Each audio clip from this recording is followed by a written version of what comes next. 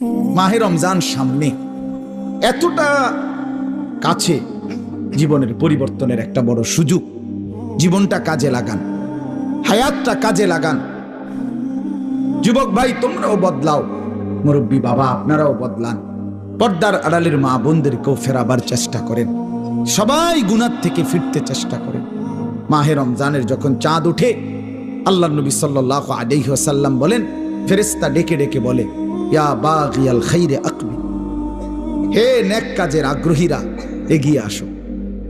ইয়া বাগিয়াশ শাররি আকসির, হে মন্দ গুনাহের কাজের আগ্রহীরা এবার তো থামো। এটা রমজান। মদখোর এবার থামো, নেশাখোর এবার থামো, জুয়ারি এবার থামো, সুদখোর থামো না এবার। বেপরদা মা, এই মা অটোতে উঠো না, সিএনজিতে উঠো না, ওই বাজারে যাইও না মা, এটা রমজান।